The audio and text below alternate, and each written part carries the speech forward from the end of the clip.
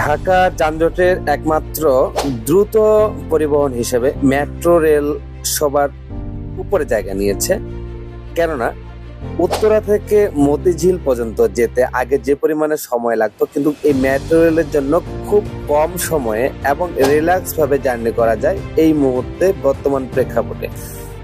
Metro রেলের এই রাস্তাটি, যেটি উত্তরা উত্তর দিয়াবাড়ি থেকে মিরপুর 12 নম্বরের সাথে সংযুক্ত হয়েছে, এই মুহূর্তে যে রাস্তাটি ব্যবহার করতেছি, এই রাস্তাটি কিছুদিন আগে খুবই বাজে অবস্থা ছিল। আর গত শুক্রবারের পর থেকে এই রাস্তাটি সংস্করণের কাজ সম্পন্ন হয়েছে। এখানে একটা বাসবার দেখতে পাচ্ছেন। এই রাস্তাটিতে যারা এখন ব্যবহার করবেন তারা অবশ্যই অধিক উচ্চতার গাড়ি এই রাস্তায় প্রবেশ করাবেন না, কেননা এটি নতুন অবস্থাতে এখানে বাসবার দেওয়া হয়েছে। অন্যথায় আপনারা কিন্তু এই রাস্তাটি ব্যবহার করতে পারবেন না।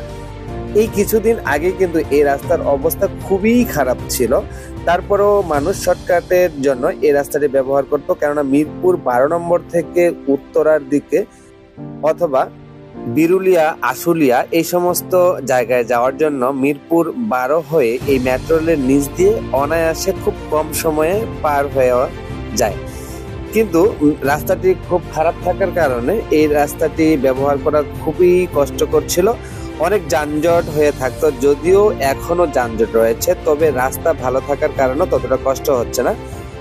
এর আগে কিন্তু এই রাস্তাটি ব্যবহার করতে খুবই কষ্ট হতো। আমি এই মুহূর্তে যে রাস্তাটি ব্যবহার করতেছি, যদিও এই রাস্তাটি ভাঙা, কেননা ডান পাশে আপনারা দেখতে পাচ্ছেন প্রচুর পরিমাণে যানজট। আর এই মুহূর্তে ঠিক ইফতারের আগে 5টার দিকের ঘটনা, আজকে 20 তারিখ, এই সময় যে দেখতে পাচ্ছেন যে রাস্তাটি, এটি কিন্তু আগে প্রচন্ড পরিমাণে খারাপ ছিল, এবং যেভাবে এই রাস্তাটি দেখতে পাচ্ছেন তাও এটা কিন্তু এখন কিছুটা সমতল করে দেওয়া হয়েছে।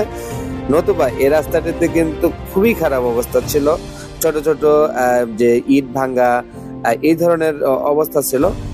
ডাইনের রাস্তাটা তো বেশ প্রশস্ত, 2টি লেন, কিন্তু এখন গাড়ির যে চাপ, এই চাপটি ইফতারের কারণে দেখা যাচ্ছে সবাই একই সময়ে অফিস ছুটির পরে বের হয়েছে।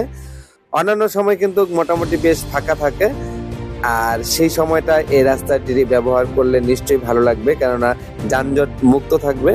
আর এখন একটু গাড়ির চাপটা অনেক বেশি।